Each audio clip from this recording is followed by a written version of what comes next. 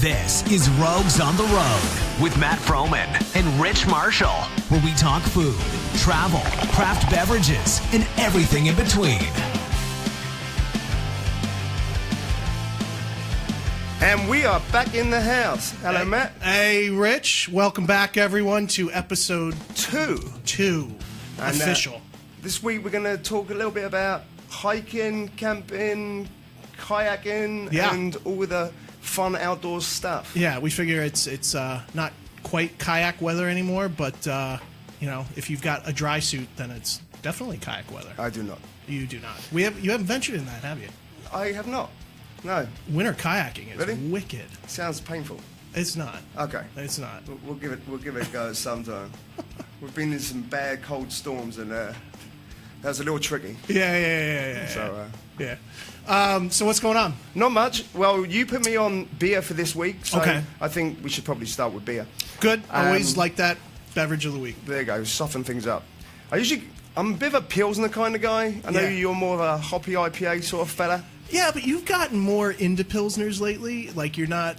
Recently, the last couple of years, right? Yeah. I just find the IPAs a little too hoppy recently. The best two Pilsners I've had, first Plan B, they came out with a basil Pilsner a couple of years ago. Freaking delightful. Yeah, and he actually harvests all of his own yeast on his own farm, which sounds disgusting. No, but he gets some like really kind of different flavors in his stuff. So Plan B Brewery, they're up in Fishkill. They moved to Poughkeepsie. They've got a beautiful farm in Poughkeepsie. Yeah, that's cool. Yeah. Second best one I've had was from Earth Eagle Brewing in Portsmouth, New Hampshire, and they did a Dangerous, a jalapeno Pilsner, and I remember trying it going, this could be really freaking bad or really freaking good. They definitely step out into that kind of out of the norm box as far as like really kind of, you're not sure if this is going to work. You know, they use like spices like cardamom and things like that. So, yeah, I love Earth Eagle. In fact, I'm going to be up there. We'll be up there Christmas, right? Around Christmas. Yeah. Have to pop in and say hi. Yeah, Earth Eagle. They're up in Portsmouth, New Hampshire. Right. Yeah. So my mission this week was to try and find something similar that could have a risk factor attached to it.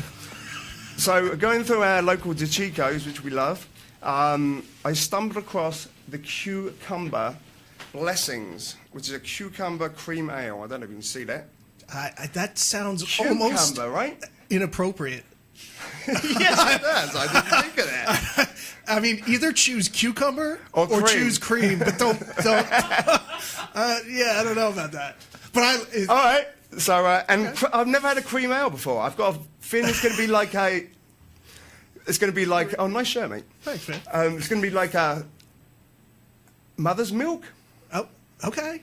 Mother's milk's good too. Mother's milk is a classic stout, though. Yeah, that's Keegan. Yeah, cream ales are going to be that creamy kind of. Right. They're not stouts by any means. Right. So let's give it a shot. All right, let's give it a shot. I'm going to send that one over there. All right, bring it over. And we got one for Gypsy. Yeah. And Gypsy. Yes. So we were talking about this coming down here tonight. We don't typically talk politics. Okay. And we're not particularly. And we're not particularly now. But there was a show last night. We were listening to you on the show, and obviously this is one of the big things that are in the news right now. And it's this poor kid who has been Keaton Jones. Keaton Jones. He's been bullied. Yes, he has. And listening to it last night, there's a lot of support for this kid. And it was really pretty cool to see all the support come out for him. And then I was listening to your show last night, and it's not quite cut and dry as this kid's being bullied.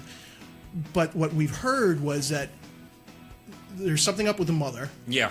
But to us, coming down, like, if you're being bullied, I don't care about your mom. I care about you. Right.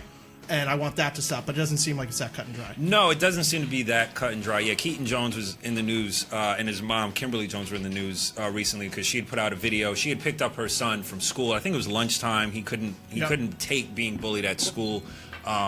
So she called him, and she decided to make a video for whatever purpose, to put it on social media, I guess, to make people more aware of bullying. As we know, this is an epidemic at this point in America, especially with social media. I mean, bullying, you know, when I was growing up, and I'm sure when you guys were growing up, and we all got picked on a little bit, but, you know, with the internet and the phone. It's 24/7. It's 24/7, and shit is archived. Like, shit won't go away. If you got a wedgie and they videotaped it, it's there forever. And it's even happening with adults now. With adults, exactly. Adult bullying is out of control. So it's a whole new ball game, and, you know, obviously there's serious ramifications from it. You know, kids have, you know, committed suicide, all this other stuff.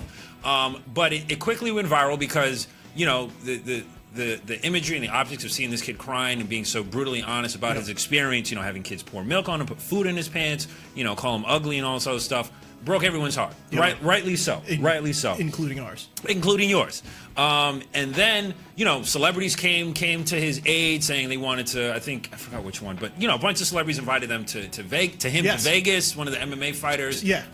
Schilling, I think it was. Take a Super Bowl. I mean, this kid was getting, what's the name of that foundation? Make-A-Wish. Like, he was getting a Make-A-Wish thing, like, every single day. And then apparently his mom and someone else that has no relation, that apparently his mom says she doesn't even know, started a GoFundMe campaign. One of them was to the one that this third party started, has raised up to like $58,000. I think it might have hit $60,000. They've since put a freeze on it. I don't know if it was the guy who started or it was actually GoFundMe, because GoFundMe has a trigger. If they figure out that you're raising money under fraudulent terms or reasons, they will freeze the account. Right? But the mom was raising money for apparently Christmas presents for the kid because she's a single mom. She doesn't have any money. But she had actually reached out to Schilling specifically and was like, oh, I need this, you know, I need money. And for him, it was like a red flag. I was like, why do you need money? Like, this kid needs, you know, emotional support. He needs friends. He needs people. The people that were picking on him need to realize this kid is awesome, and these are the reasons why he's awesome. And we want to hang with him, not you guys being, you know, the bullies and stuff like that. And from my understanding, I don't think any celebrities gave any money. Come to find out, the internet, because it is the internet, dug into this woman's past and found some images, some pictures of her, and she's from Tennessee. They live in Tennessee, of her holding up the Confederate flag. Now, depending on how you feel about the Confederate flag or where your stance is on it, so on and so forth, many of the people that supported this kid would not be happy to know that the kid that they're supporting, that the mother is someone that supports the Confederate flag, in the sense that they generally feel that, in general, parents pass on their thoughts, their ideas, their values onto the kids. So the thought process is, all right, if the mom is ignorant, I'll just leave it at that. She probably passed on that ignorance onto her son. Now, I did see on Twitter where someone had said that the kid Keaton was dropping some racial slurs at school, and that was why he was getting bullied. You know, I wasn't there. I'm not going to sit here and say 100% that's exactly what it was, and this kid doesn't deserve any support. I can separate, obviously, the mom's point of views from the kid. I said on the show, the kid's young enough where even if he does have, you know, maybe some of her, ideas or thought processes about, you know, how the world works, he's young enough to change. You know what I mean? And a situation like this is going to open his eyes up to the world. You know, because I think the reality is, if he got bullied before, he's really going to get picked on now, you know, because his mom is seen as a fraud, you know, trying to use this to get money. I mean, listen, I get it. She's probably going through a tough time. Maybe she does need money for Christmas presents or whatever, you know, but I don't. It doesn't seem like it's all on the up and up. But it also doesn't seem very cut and dry. Like, there's a lot of gray area. And it's hard to make a full assumption of, okay, so I have this information, so now it's clearly this outcome. And we don't know what involvement he has had to result in the bullying. Yeah, because I mean, I've been in situations where, you know, because they've been taught a certain way at home, they're emboldened, and they'll go to school, and, you know, they may be physically the weaker kid, but because in their mind, you know, they're Superman because their father or dad told them, you know, you're better than everyone else, they'll go to school and tell the 6'5" basketball captain of the football team, you know, you're whatever bad word. And they get pounded out and say, oh my God, he hit me. The monster hit me. I mean, people do that. That happens. People do that. It's okay. I mean, you know, And listen, I was telling you guys, I saw Chris Rock the other night. He talked about bullying, and he obviously, because he's a comedian, he took it another way. He said you need bullying in this world. It makes you better and a tougher person. Absolutely. Also, I think a lot of kids say they don't have coping skills. Yeah. But then encourage not to lose. Right. You have to lose to gain your worth, basically, right. And your fight to win. And what happens when you lose now? You go and cry in the corner, or you go do something, sue someone, right? Or you do something really bad, really extreme. And that's a problem. I mean, I grew up severely bullied. Mm-hmm. I mean, you can just look at me and yeah, we can just tell. And I get it. It was the after school. 4 kids came up to me, and it was the fight in the yard, and I remember this fight was going to happen, but it was going to either end my bullying or end my bullying because I stood up. Right. And I remember my older brother, coming in to make sure that his guys weren't going to stack the fight. Down. Right. And I remember before the fight started, the principal was actually looking out the window. What? And watched the whole thing. He didn't get involved. No, did not get involved. And my father... How times have changed. Right. Yeah. Right. And my father said, if you're going to fight... do it once and do it well. Right, but never throw the first punch. Okay. I love my father. Yeah. But he was wrong. I'm not holding back. No. So this kid comes up to me and says, I'm like, okay, go ahead and throw the first punch. Well, he's like, okay. Boom. So he threw the first punch and basically knocked my eye up in my head, and then I took one punch, and that was the end of that. Good. Yeah. And that was the end of bullying. Right. But it was a good, healthy fight. And it finished at 4:00, not all evening. Yeah. And it didn't last for months and months and months. Right. And again, I mean, I think the age of bullying has evolved, to a darker place. So I mean, it is easier for now us being the older generation saying, oh, just buck up, be tougher. It's not just getting hit in the face or getting beat up, but it's the teasing and again the social media. The social media. Yeah. I mean, the embarrassment, the humiliation. I mean, that is way worse. Yeah. Build up. That's building. Way worse than building getting hit in the face. Yeah. I mean, I would rather get jumped than being humiliated all year, every day, all year, all 4 years of high school or whatever. So it's not easy. Listen, I hope Keaton, I care more about the kid than the mom. I mean, the mom's whatever. Yeah, and I do too. Yeah. I mean, hopefully Keaton learns from this, sees it, and hopefully he doesn't follow in his mom's footsteps of ignorance from what it seems to be. She went on Good Morning America saying, oh, I'm not a racist. And it's like, all right, fine. You're not a racist. Congratulations. This isn't about you. It's about your kid. There you go.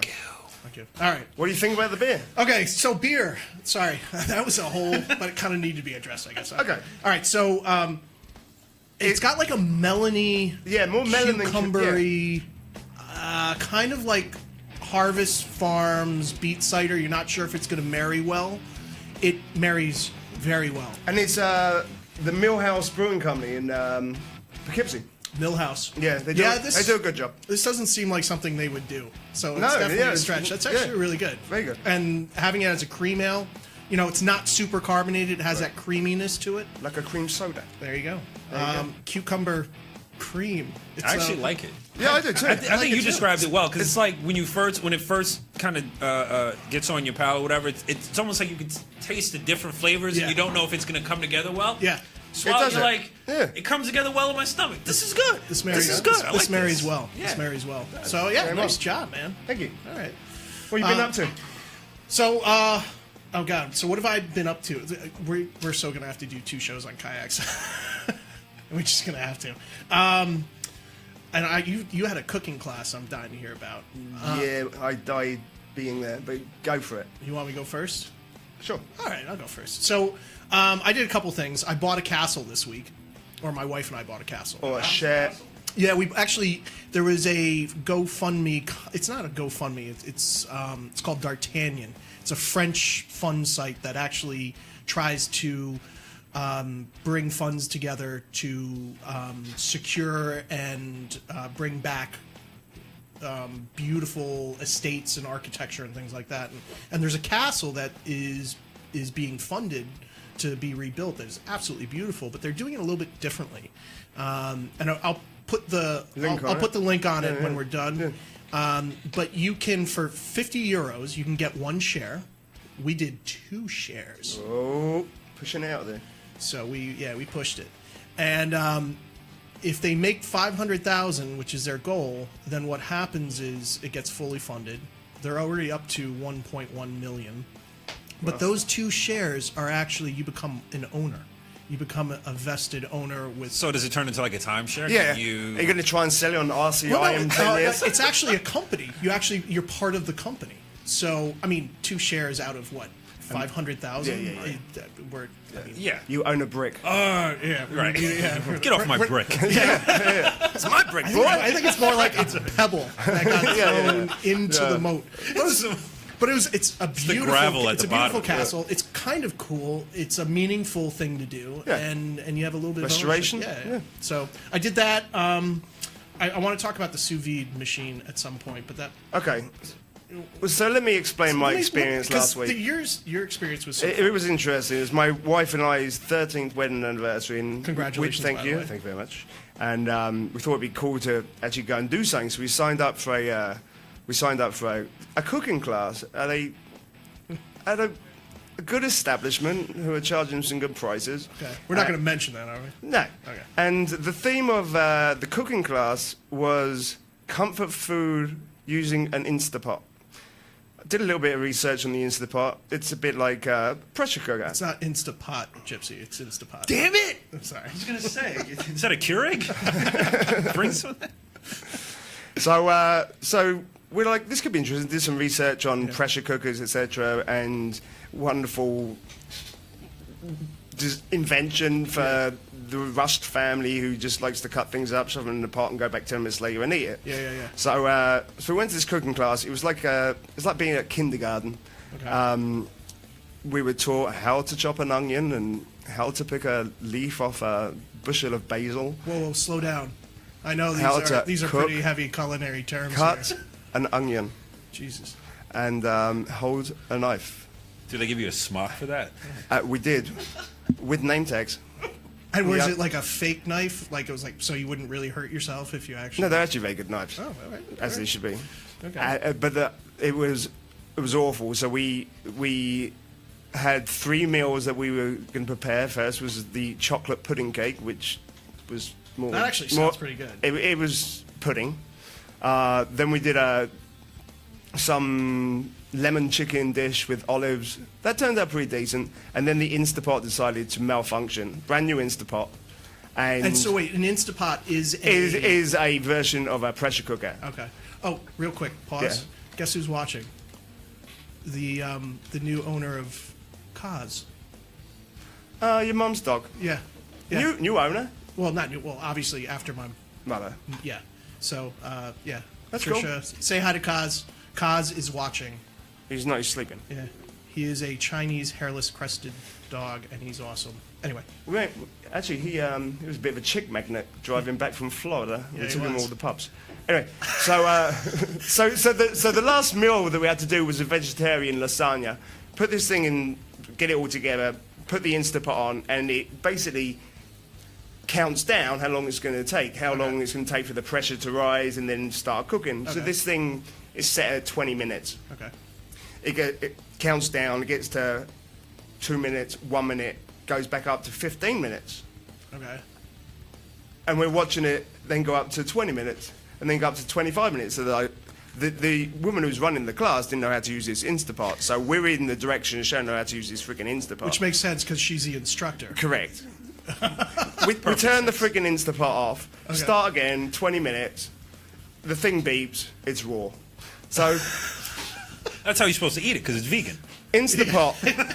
Oh, yeah. Check that off your Christmas list. Okay. But, interesting. Is it worth checking out? Like, when you told me about it, like, I haven't looked into pressure cooking for, years. I mean, I remember my parents' pressure cooker. But I actually went on Amazon and actually, there's some pretty cool, I mean, the whole There's some cool recipes. I like to cook, so I like to prepare different ingredients to accompany other ingredients, blah, blah. I don't like just chopping and shoving it in the pan and it's done. Right. You know what I mean? Like it's more the creative process. Yeah. Steps. Yeah. I totally get it for, like, large, busy families and shit. Right. Shove it in, it's done in 10 minutes. Right. And the whole point of the pressure cooker is to actually increase the temperature to an extremely, high temperature, and thus cooking whatever's in there at a much quicker rate. If it cooks. Or it doesn't blow up in your face or something. I am a little creeped out by pressure cookers. I don't know. Yeah. I don't want my food cooked too fast. I like the idea of normally cooking food normally. If it's going to take an hour, it's taking an hour. Take an hour. I can do something else. Yeah, I can do my own Instapot. So you wouldn't go out and buy a pressure cooker right away? I wouldn't go out and buy an Instapot. Oh, Instapot. Okay. Sorry. Okay. All right, so no on Instapot. So, but you have a version of an Instapot? So, yeah, and I've actually got something for you guys to try. Okay. I recently purchased, and it's becoming very popular. It's called a sous vide. And it essentially you're cooking your ingredients at an exact temperature. So if let's say you're doing meat, and optimum temperature for pork is 165, that's what you're cooking it at on all sides. When you take a piece of meat or you take anything, you throw it on a grill, you throw it on a stove. The first millimeters of that are being completely seared, high temperature, overcooked, and then you're hoping that you get your center nice and... So is it cooking from the inside out? It's cooking basically from the outside in. And you can't overcook it because you're setting it at the exact temperature that you want. So it feels like an MRI machine. Or a microwave. or a microwave, right. Microwave sends waves out to excite water molecules, and that's what gets... This is direct heat. It's not... Right. So it's literally a water bath, all right? And what I'm actually going to put this on... This is the best sous vide that I found, and I'm using it currently, and I cooked some salmon tonight for you guys to try. How do you spell that, if you don't mind? S-A-L... Yeah, what'd you spell? Oh, not salmon. Salmon. Sous vide is S-O-U-S. VIDE. Got and it. once you get through all the porn, then you'll be able to find it. So I'm going to post the sous vide right now on the website. It really, I think, is the best sous vide out there. It's by Jewel, and I'll explain why. It's a water bath, and that's cool. You basically the issues with sous vides in the past is that it's all trial and error, right? It's all trial and error. Oh, there you go. It's up on the... Yeah. And you have to do the trial and error. What Jewel has done is they've taken all the trial and error and they've put it into an app on your phone, smartphone, iPad, whatever it's going to be, and it does all the guesswork for you. So you literally turn it on, set the temperature of the water. It asks you if your meat is frozen, your veg is frozen, not frozen, and you basically cook it to the exact temperature that it should be set at. If you like it a little bit more well done, then it can bring up the temperature, bring it down a little bit. Now, do you get the searing action? No. No, and I gotta say, as a man, I don't want to cook my food with water. No, it's like boiling an egg. Right. So use a Ziploc bag. Oh, dude, eggs. So if you want your eggs at the perfect consistency, you need to know the perfect temperature, and it tells you what that temperature is. Okay. And you can't, because you're not increasing that temperature or decreasing it. It will never overcook. So that's one of the great things. But you do need to do what you do need to do is, if you are cooking meat or protein, you still need that searing action, right? So after you take it out for the initial cooking, so if I do a filet mignon and I do it in the sous vide and I set it at the temperature that I want, take it out, and then I give it a quick sear so I get that nice brown caramelized flavors that you look for, and it's so much fun and so easy to use. I just feel like a caveman is rolling over in his grave right now. Yeah, it's like I invented fire for a reason. Yeah. You know? Well, so I'm going to let you guys try it. Okay. So what I did, I typically do a cured salmon, and this salmon took 45 minutes, quick. It was a 45-minute salt cure.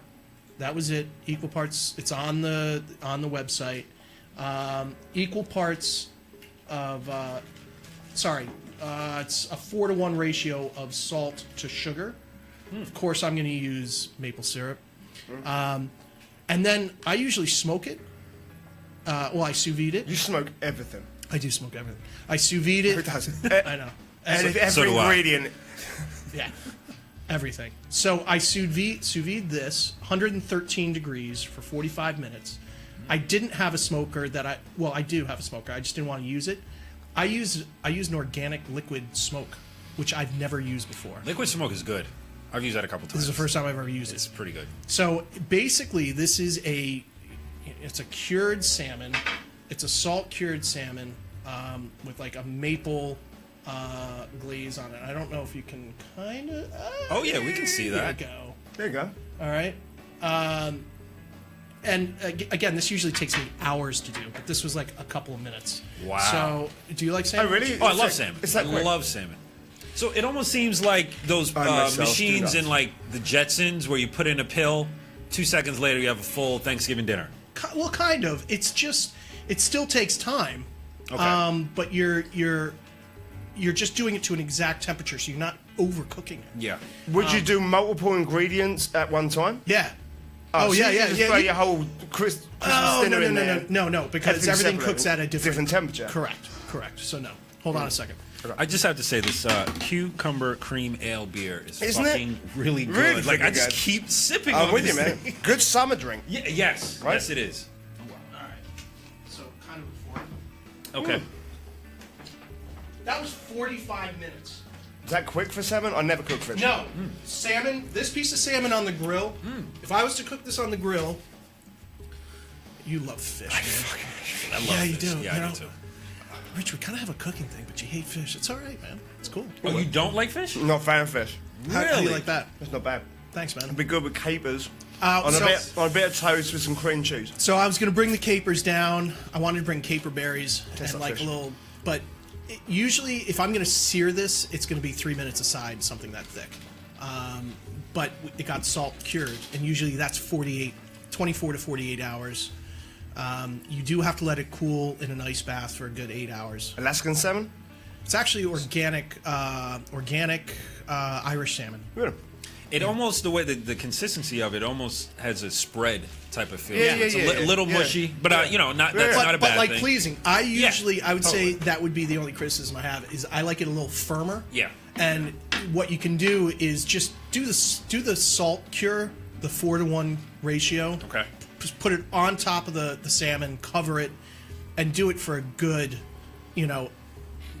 12 hours or so. Okay. And that will draw out all the moisture, so it becomes like like what you see in the store. Those the cured salmon kind of thing. Gotcha. But that was it. That's cool. I'm a huge fan of it. Good. It's been a lot of fun to play with. You need to take it and have a go. Mess around. Mess around. Yeah, I think you'd enjoy Do it. some Marmite potatoes. Yeah. I think, what was that animal that, Nilgai? Nilgai. You should put some Nilgai. Nilgai in that bad boy. That's Actually, what I I thought got- you were going to do. You thought I was gonna do it? Yeah. Maybe I'll do it for I a little. love me some Nilgai. Yeah. I'm a fan. That was one of the. I'm a Nilgai guy. I'm a Yeah. Neil guy. Yeah, we brought that down. Was that the first time we came? Yeah. Yeah. One of yours, yeah. Yeah. That was. cool. I have one roast left. I'll save it for you. Do it. Oh, okay. Game on. Game on. All right. So we are. It's so going to be. We had so much to talk about. Do we want to start with kayaks? Yeah. Yeah. Sure. Just start with camping. Yeah. Okay. All right. So we'll kind of segue into that. We got our beer. We got our kind of new and goods and things like that. Okay.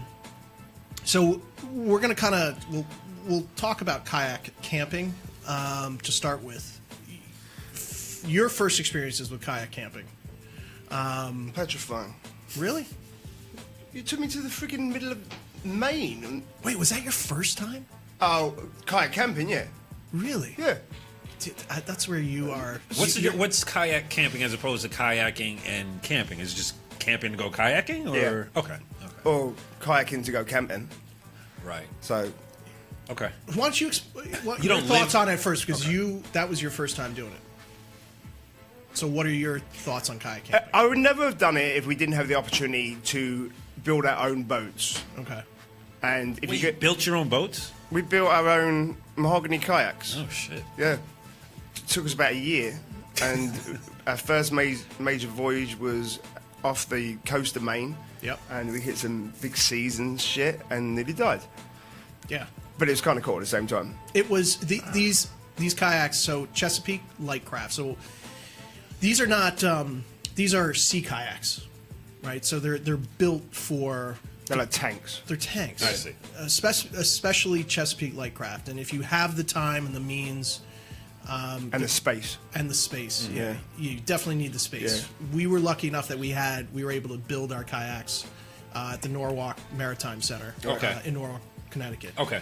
I think the exciting thing about kayak camping is you'll go into remote areas because you can. Mm-hmm. If you're in any other kind of boat, or you're in, or if you're backpacking, you're just camping in the woods, basically. We can go from oceans to streams to lakes, find some cool spots to camp, but you have to be really self-sufficient because you're not stumbling over a friggin' liquor store or a deli. So you are packing well. Or a pub.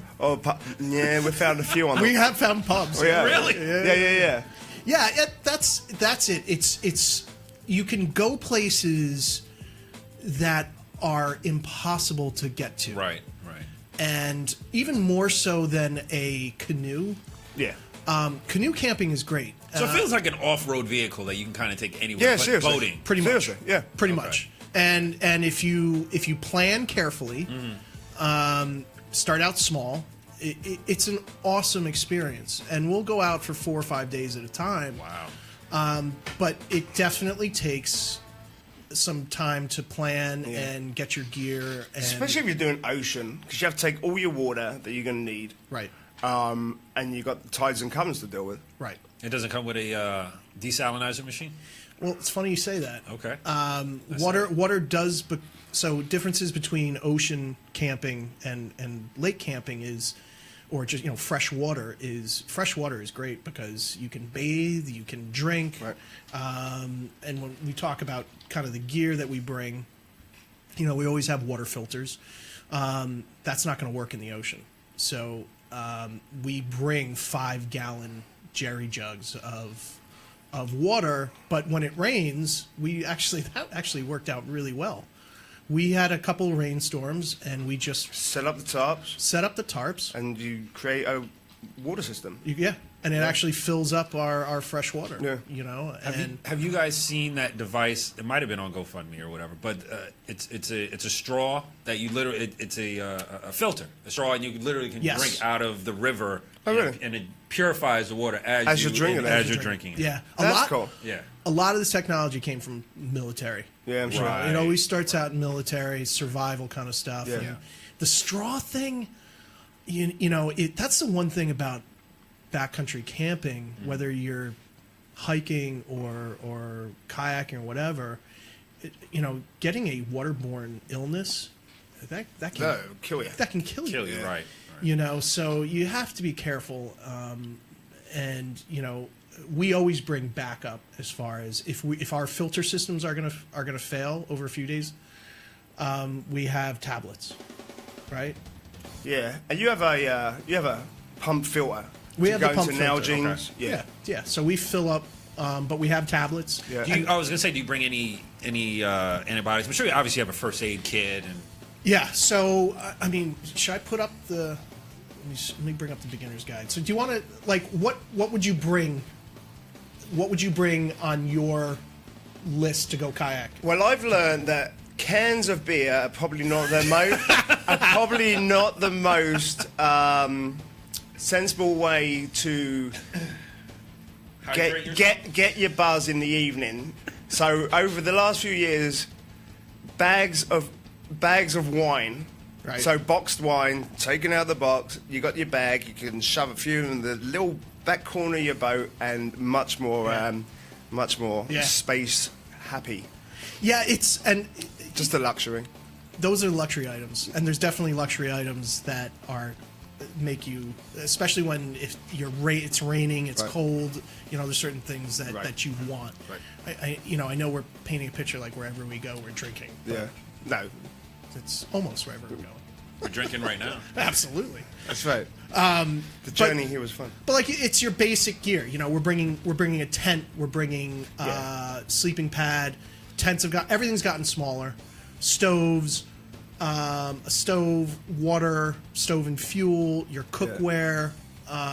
We cook fancy, and we try and create as fancy as we can, but we are not doing multiple pans.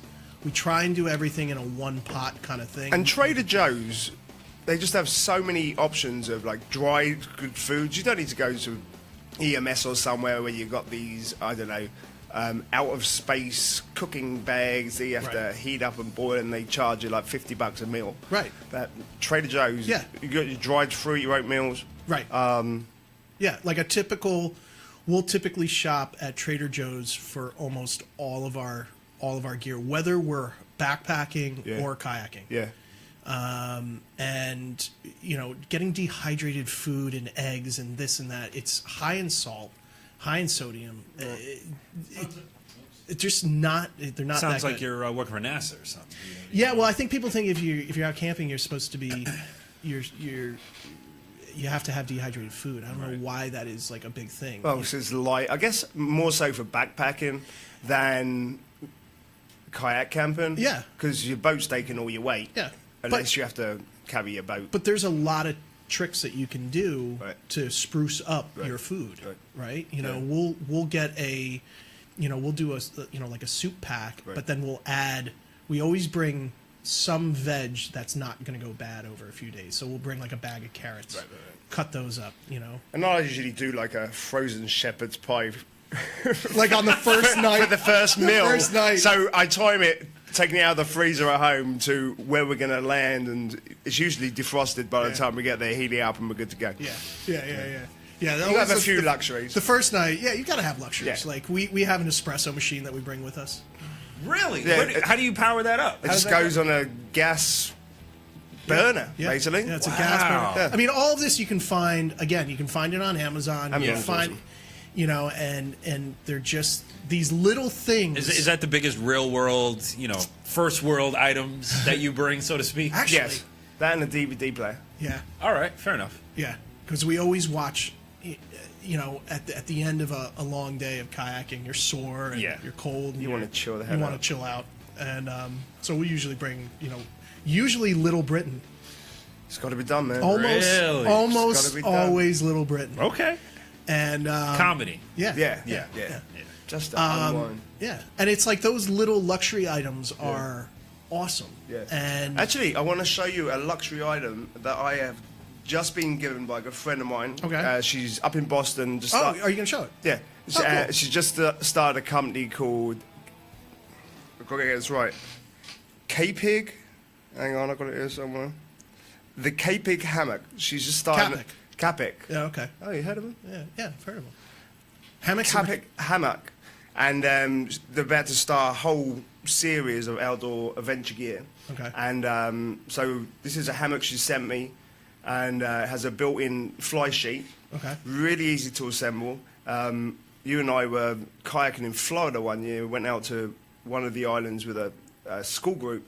Yeah. And pitched our tents, and you couldn't leave the tent all night because of the friggin' mosquitoes. Yeah. It was 100 degrees. Who wants to sit in a tent? And bugs are a big issue when you really got to plan that well on when you're going and when you're kayaking, when you're camping. Bugs can make or break an entire trip. Absolutely. And go on. So this is a brand new company. She just started. They just hit Amazon. I was going to bust it out. It comes in a tiny little package like this, and I actually put together a video at the weekend just to show you how it all comes together. So I'm going to play it for you real quick. Oh, cool.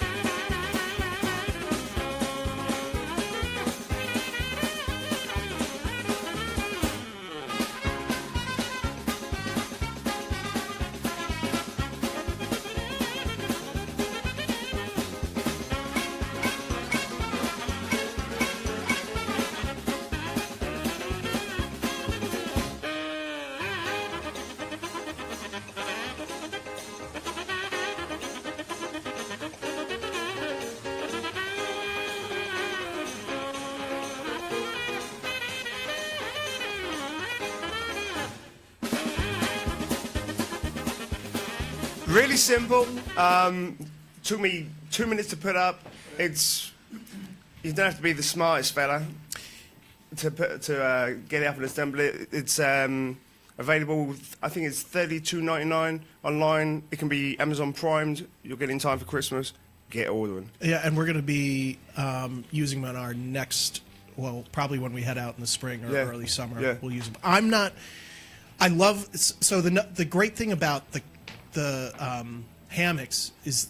And one of their policies was to take gallon Ziploc bags with kitty litter in it to go and. Yeah.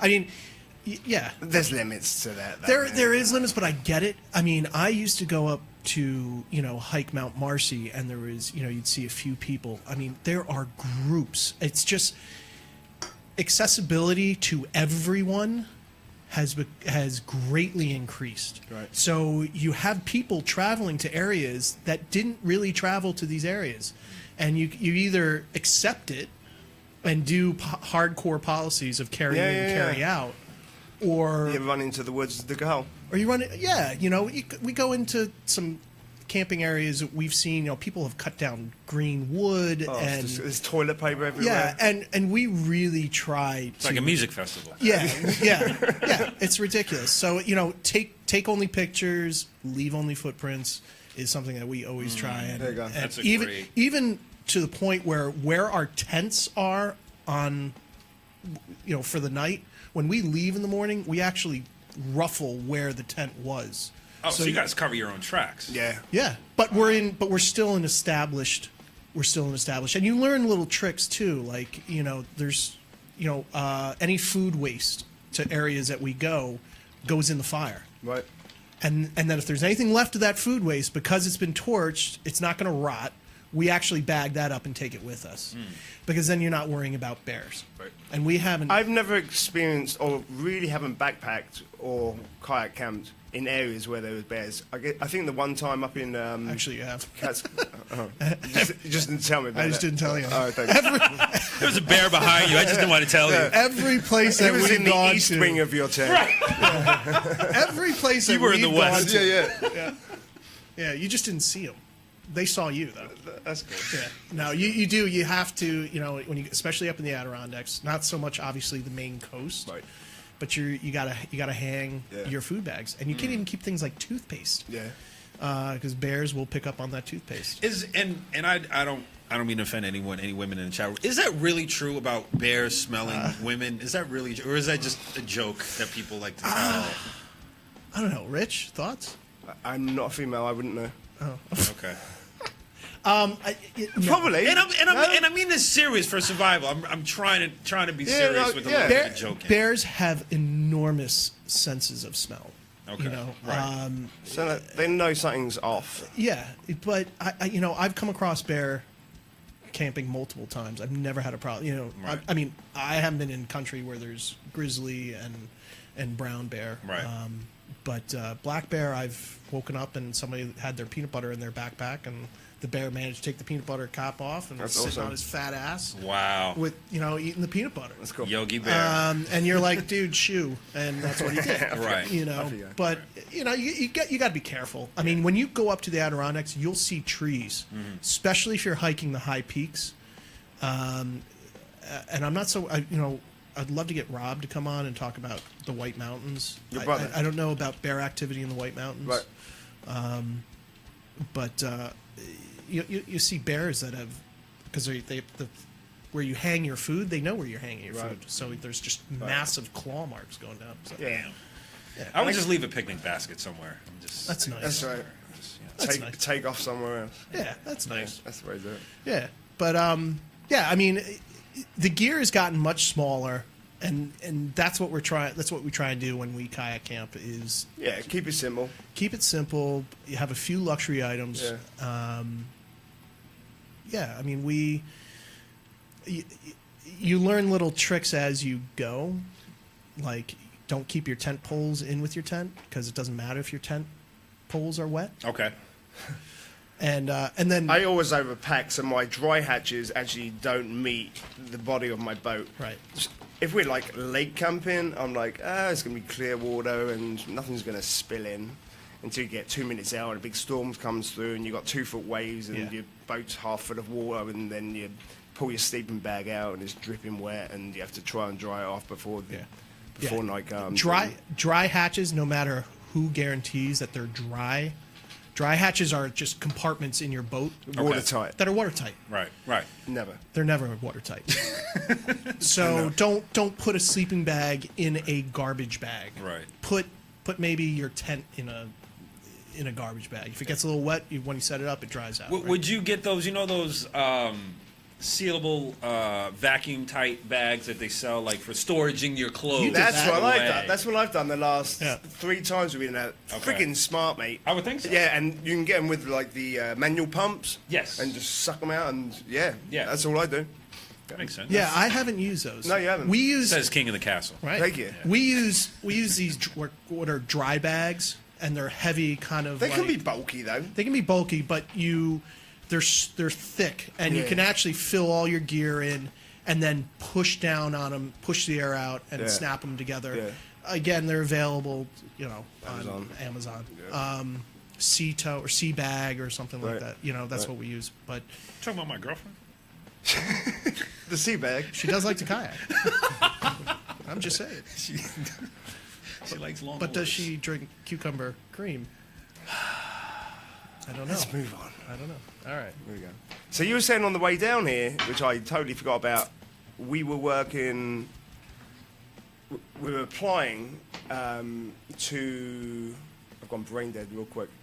Nat Geo. Nat Geo. Right. A few years back to do an adventure with a bunch of adults with disabilities. Right. And we got denied by Nat Geo. we did. What? We did. Yeah. And it was a good application. So basically what we wanted to do was teach 10, 15 adults with disabilities to build their own boats and then take them on a expedition somewhere. Right. We had a bunch of people on board. 2 of our kayak instructors, Peggy Navarre and Ira Rosenwald. My Ira. boy. Ira is a member of the British Canoe Union. They're both members of the British Canoe Union. They basically taught us all of our safety. We haven't even talked about safety and the things that you do in these kayaks. Wear a life vest. Next show. Right. Yeah. Throw caution to the wind. Learn to swim. Yeah. It's a little more than that. You know that. Yeah. It's actually, I mean, but they're on board and they want to help out. And we did this thing with Chesapeake Lightcraft, right? That we wanted, hopefully, to get the boats, similar boats that we had, to work with some developmentally disabled, and actually put together like tandem boats and stuff. Either tandem boats, some single boats. Yeah. Spend a summer building these boats, and then doing an ability beyond disability kind of event. That's amazing. Where we actually really cool. paddle from Albany to New York City. The Great Hudson River Paddle was something that happened. I don't think it currently happens. I don't think it does anymore. But it was something that we came up with, and we still want to do it. Yeah. And maybe it is something that happens down the line. But we do have the application? We have the application from Which Nat Geo. I didn't even realise we did one. So yeah. You want to watch it? You want to watch it? Yeah, sure. Check it out. All right. Our expedition idea is simple. Executing the idea is going to be the challenge. That's a challenge we're both ready to take on.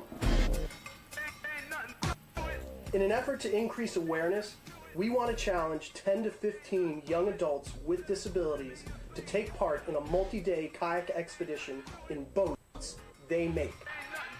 Albany to New York City, that's the plan, with scheduled stops along the way to raise awareness of abilities beyond their disabilities. Participants, with the help of a support team, would spend the winter building their own kayaks from kits provided by Chesapeake Lightcraft.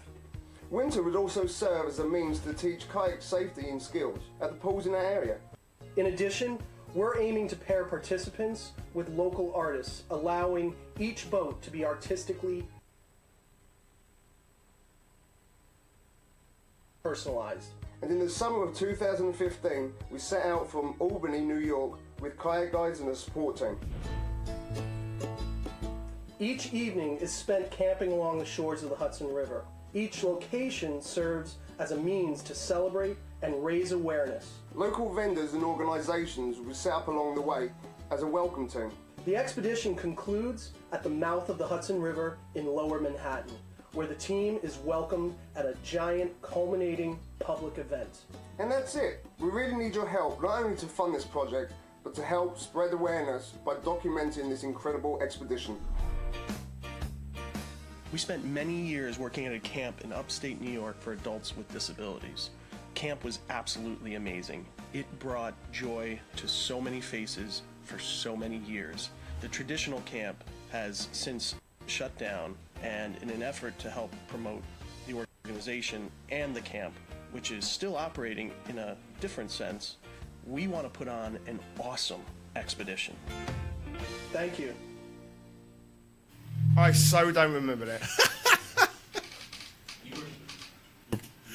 You were probably drinking the cucumber blessings. Probably was. Yeah. That would have been a cool idea. Yeah, this was an application for Nat Geo. They were doing it was like a expedition unknown. It was like some.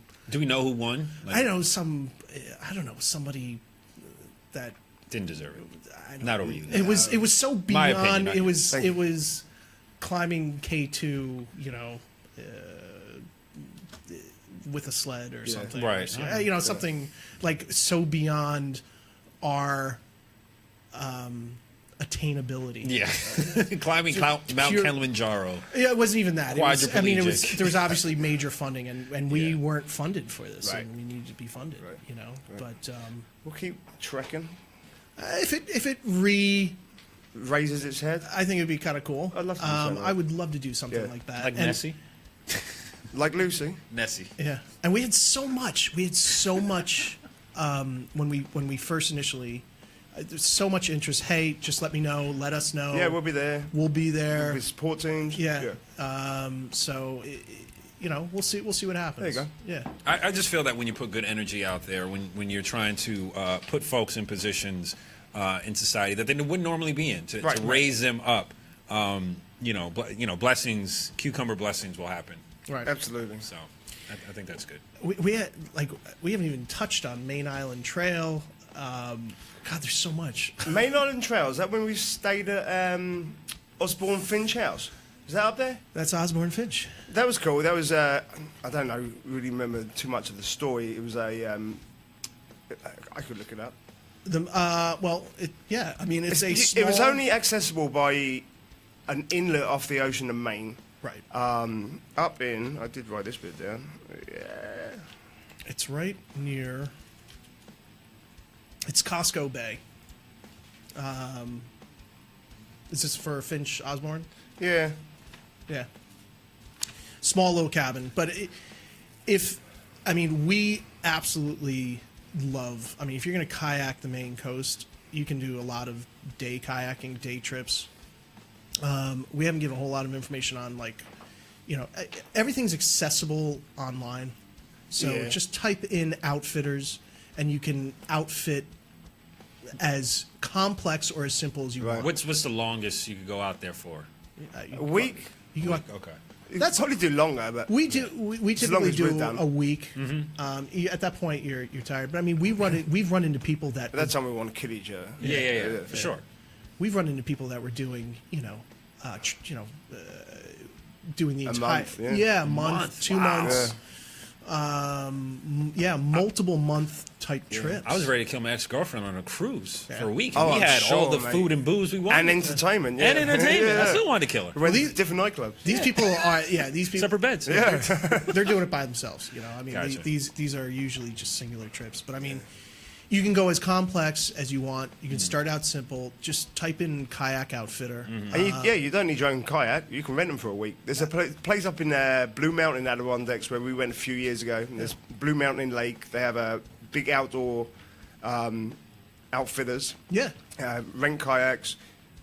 A bunch of islands you can paddle out to, and you can go from one lake to another. They'll give you itineraries. Yeah. You can do it as they'll do it as simple or as complex as you want. Yeah. So if you have interest, again, we'll post that stuff. Yeah.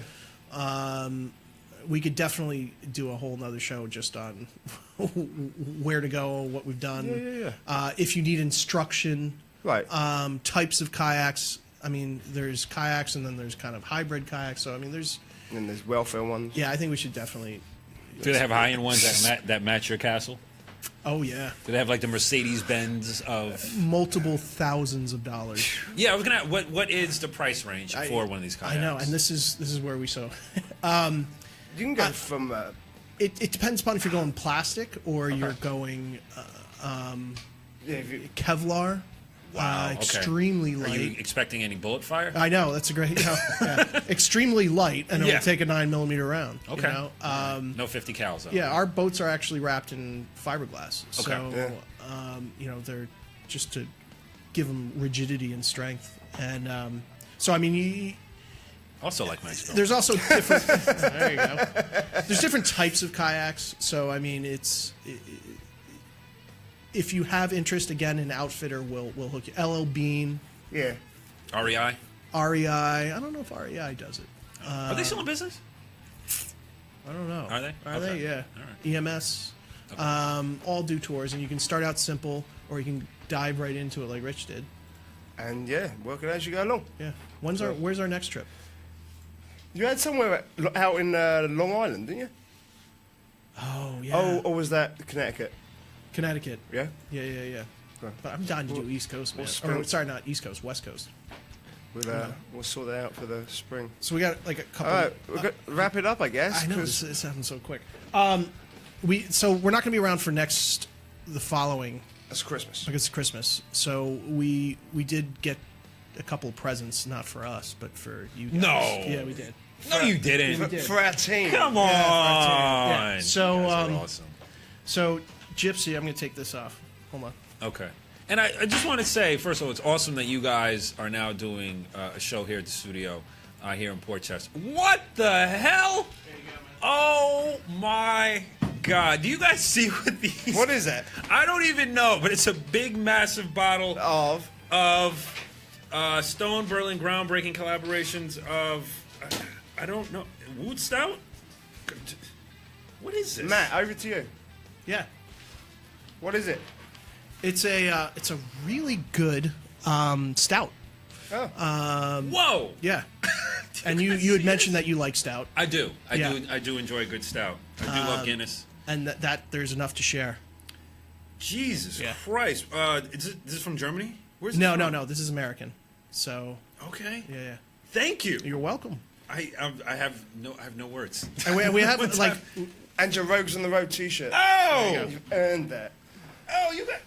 It's like Christmas. It's Christmas. It's Christmas. And then we got cool. what people can't see is Rich over here. He's our Insta man. We have Rich. We got him on camera now. We got him on. Oh, he's on There camera. he is. There he is. We got him. We got Rich. We got Rich a lunchbox, but it's a very special lunchbox. Okay. Oh, I like that. You got to open it up. You got it's just, yeah. Yeah, you film him now. Yeah. I got a minute left. How do I open No, you're good. What do we got inside here? We figured you're a lunchbox kind of guy. Okay, we got some beers. Thank you guys. You got some beers. I won't drink them before we go shoot. There you go. And you also get. So thank you guys for your help. You guys are awesome. Thank you, guys. Yeah. There you go. Awesome. T-shirt too. Yeah. So until New Year, maybe. Happy holidays. Happy holidays. Hope everyone has a safe and cheery one. Yeah, absolutely. And we'll be back in the new year. We may have to come back to kayaks, but we'll see. Yeah, we'll switch it up a bit. We'll switch it up a bit. There you go. So yeah. All right, guys. Cool.